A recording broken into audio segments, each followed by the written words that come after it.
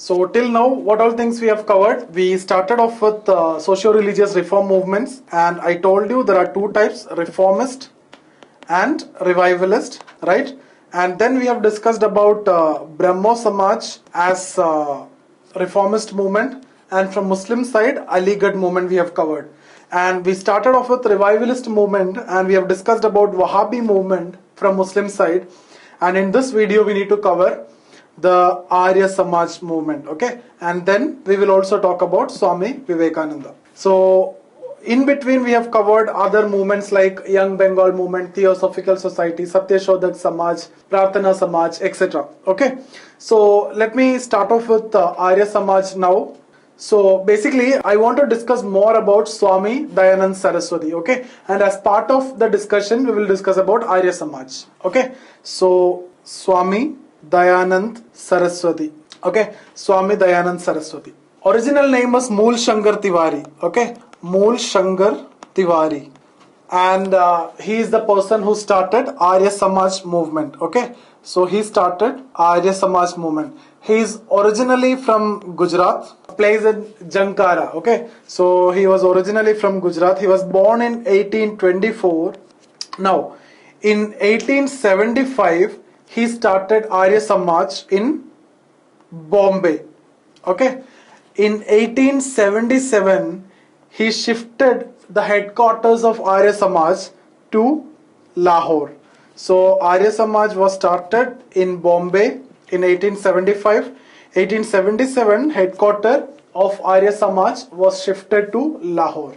Now, why it is called as a revivalist movement? Basically, his slogan itself is go back to Vedas, okay? So his slogan was go back to Vedas, go back to Vedas, and that's the reason why we will come to know about the ideologies and operations and strategies and everything, but this is a slogan and we call this as revivalist movement, okay? So one of the most important revivalist movement is Arya Samaj movement, go back to Vedas. So this is a parallel movement to Wahhabi movement. Wahhabi movement is also having the same ideology, go back to Islamic traditions, okay? Like in 7th century Arab, when Islam was in its pure form. Similarly, here go back to Vedas. So he basically wanted to revive Hindu society as in the case of Vedic period, okay?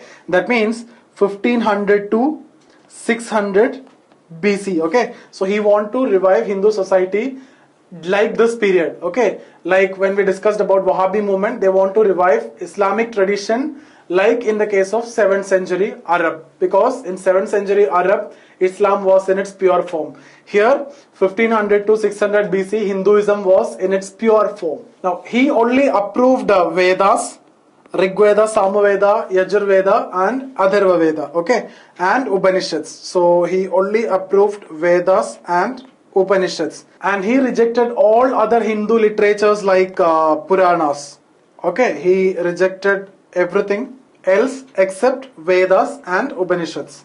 Now, unlike Rajaram Mohan Roy, he was not ready to accept other culture, okay? He was not ready to accept others' culture like Christianity, Islam or anything. So when we discussed about Rajaram Mohan Roy, I told you he was considered as reformist because he was ready to accept other culture. At the same time, he was very proud in his own culture. So whatever is good from other culture, he was ready to accept it. Like Christianity, if you see, he was ready to accept humanity. And from Islam, equality. And from Hinduism, spirituality. Okay, these are the good elements that he was ready to accept from other religion. So here Swami Dayanand Saraswati rejected others and other culture.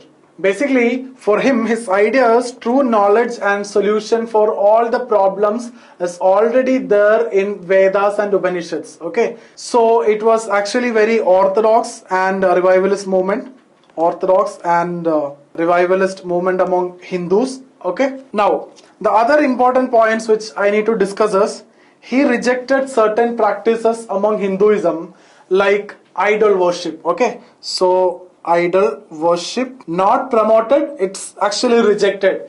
See, the point is, you may face confusion when it comes to this point because you're talking about Hindu revivalist movement and the moment you see that, consider the following with respect to Arya Samaj. Which among the following is true? Okay, so rejected idol worship.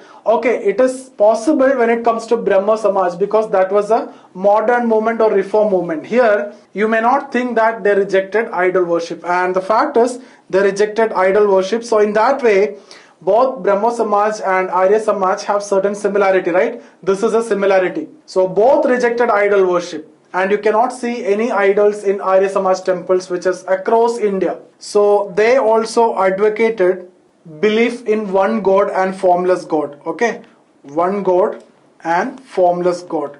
So this is a very important point. You should not have any confusion. So Arya Samaj, although they are revivalist, although they are orthodox, still they promoted one God and formless God concept, and they rejected idol worship, very much like Brahmo Samaj. These are the two key points when we discussed about Brahmo Samaj. You can see there also. They set up various Arya Samaj mandirs across India. Nowhere you can see any idols or idol worship. Okay, the other point is they criticized rituals of Hindu society. Okay, so criticized rituals of Hindu society, not just one, many rituals they criticized. Okay, then next point you can write is they tried to simplify Hindu religion and its practices. Simplify religious practices. Okay, so they try to simplify religious practices like simple marriage in temples, and they in fact promoted inter-caste marriage.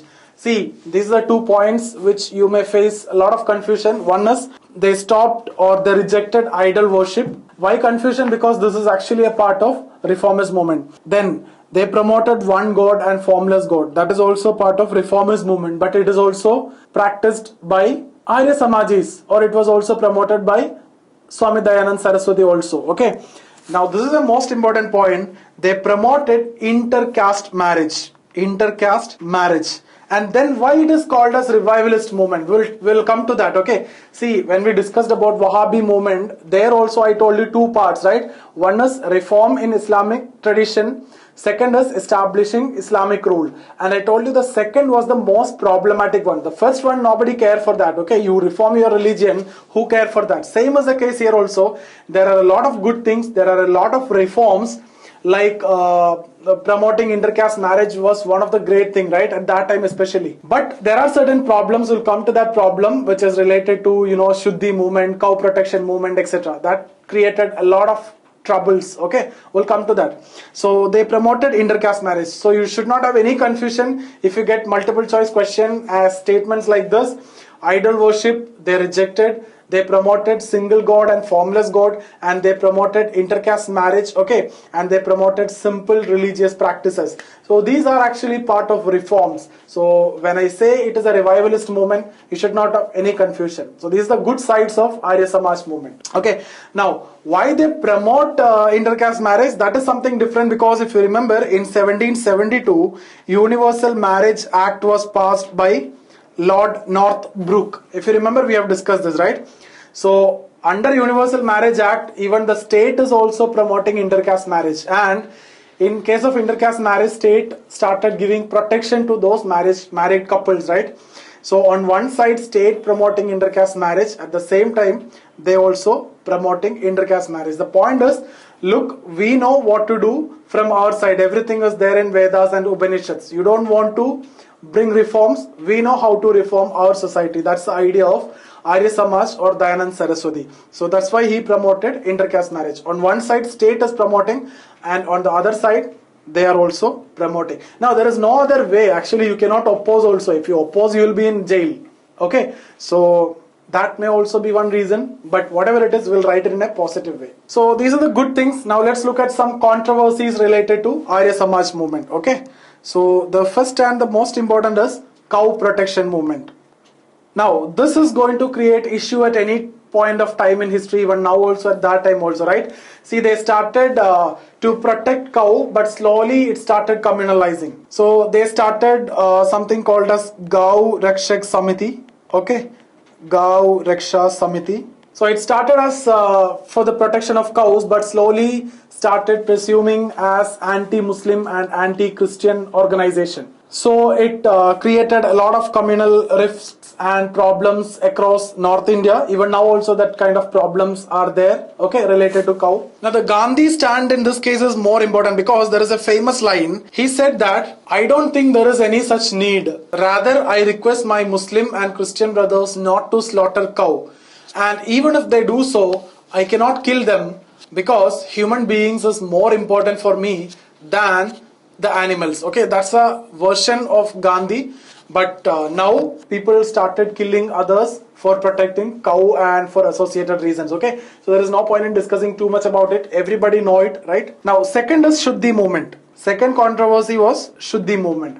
So when we discussed about Wahhabi movement also, we discussed about the controversy establishing Islamic rules. So here these two are the controversy: cow protection movement and Shuddhi movement. So the actual meaning is purification. Okay, see, there are a lot of conversions happened during this time from Hinduism to Christianity and Islam. So this movement was basically to reconvert those converted people. So there is a purification ceremony which was held, and that's what Shuddhi movement, and that created a lot of issues and that created a lot of communal violences also. So these two are the controversies, and these two actually communalized the Indian society. Okay, so cow protection movement and Shuddhi movement, or the Gau Rakshak Samiti and the purification ceremony. Now next point is Dayanand Saraswati also wrote a book in Hindi, Satyarth Prakash. He died in 1883 in Ajmer, Rajasthan. Okay, now after the death, the followers of Arya Samaj divided into two groups. Okay, one is moderates and other is not extremist, they are orthodox. These moderates are different. Okay, these are those who think more liberal thinking. Okay, so you can say within Arya Samaj itself, now there are a section of reformist. Okay, so these are a kind of reformist, or they started thinking a bit liberally, but these are very orthodox. So moderates are basically, they are ready to change and they are ready to accept good things from other culture. Okay, so on the other side, orthodox, they are rigid in their thoughts, belief and practices. Okay, so on one side you can see those who are ready to change, but on the other side, rigid section. Now moderates are led by two famous reformers, very famous personalities, Lala Hansraj and Lala Lajpat Rai. And Lala Lajpat Rai is very famous. Okay, Lala Lajpat Rai.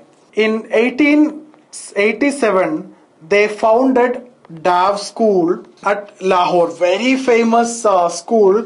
Dav means Dayanand Anglo-Vedic School. If you remember when we discussed about Sir Syed Ahmad Khan, I told you Mohammedan Anglo-Oriental College. So Mohammedan, you leave it. Okay, so Mohammedan and Dayanand. Okay, so after that what is coming? Anglo-Oriental College. Here Anglo-Vedic School.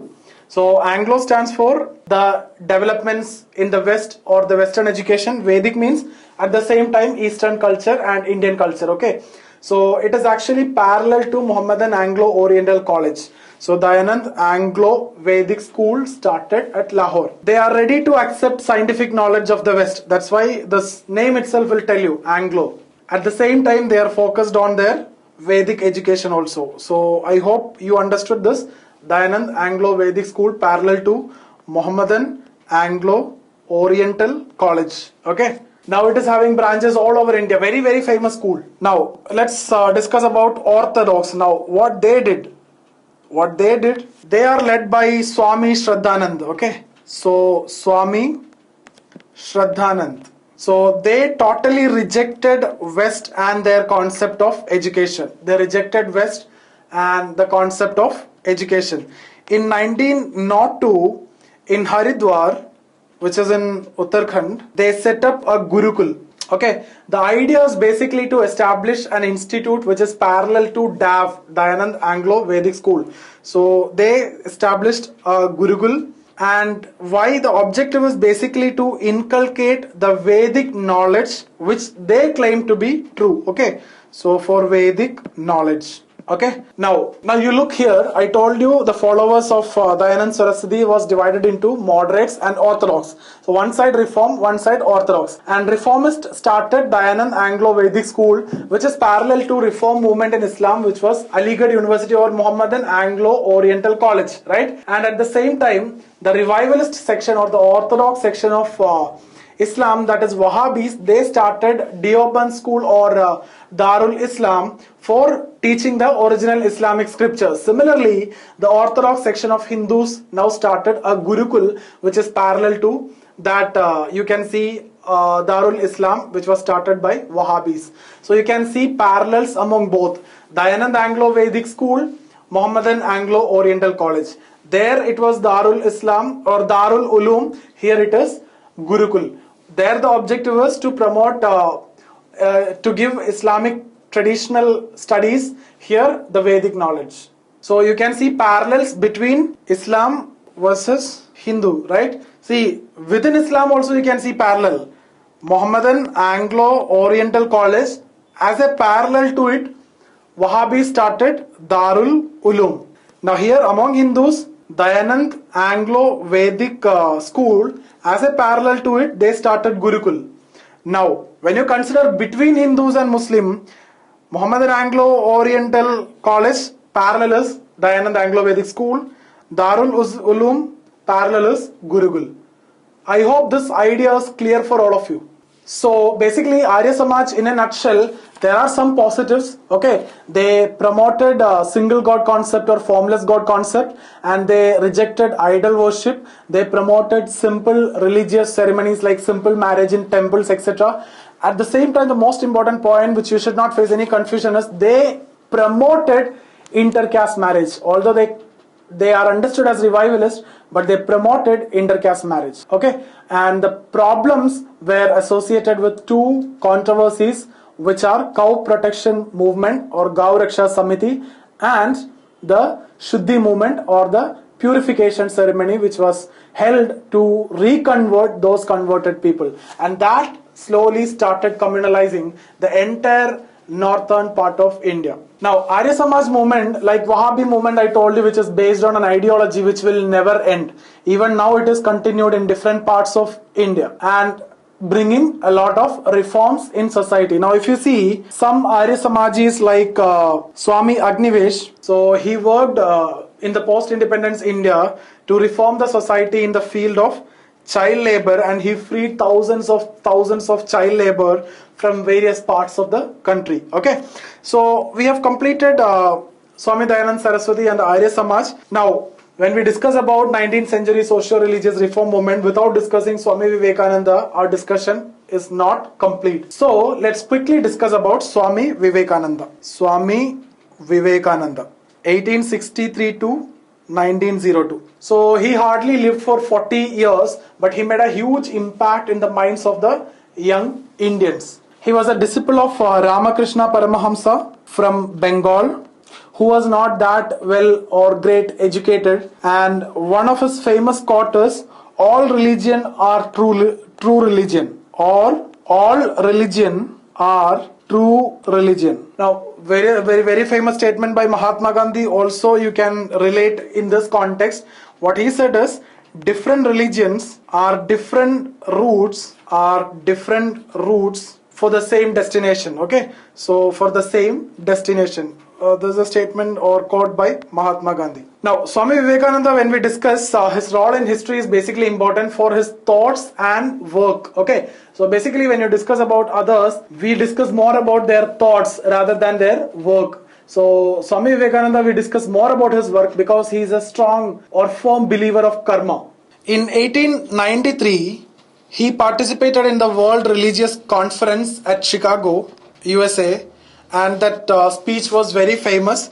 So he focused on a very balanced life between like spiritual and material life. So there should be a balance between spiritual and material life. That's his idea. See, the problem with the present society, if you see Western society, they went for material life, okay? And when it comes to Indian society, we went maximum for spiritual life. So there should be a balance between both. You need spiritualism at the same time materialism, okay? And that's the idea that Swami Vivekananda propagated. So West went too far for material life, and they are not happy because money alone will not give you happiness, right?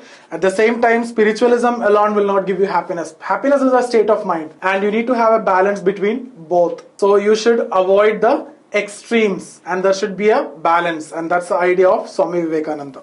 And another thing is, he defended the strong points or good points of Hinduism. So generally West have a strong negative perception about Hinduism. They always criticize Hinduism and its practices, right? But he defended the strong points of Hinduism, and for that reason he is considered as a symbol of revivalism by some people. So in that famous speech, he addressed a big audience and he introduced Hinduism. And after the preach, one very famous American journalist wrote that we are fools that we send missionaries to India where people like Swami Vivekananda is living. Okay, and that kind of reporting itself show you the impact that he made in that speech. Another important point is, in 1897, he founded Ramakrishna Mission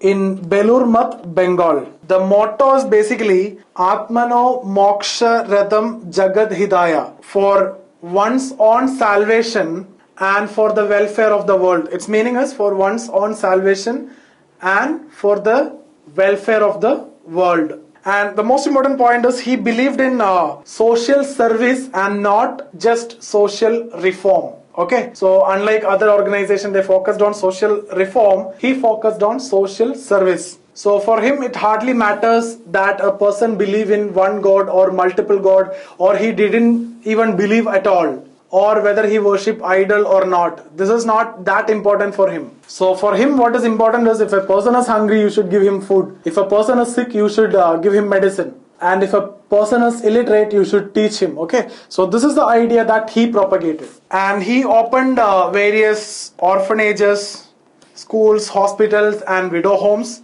So if you look at this particular organization, this is very different to the organizations that we have discussed so far. And it is having branches across the world, not in India, okay? Across 34 countries, Ramakrishna Mission is working, including US, UK, Pakistan, etc. Okay, because there is no boundary for human service, right? The mission or the objective is basically to help the poor.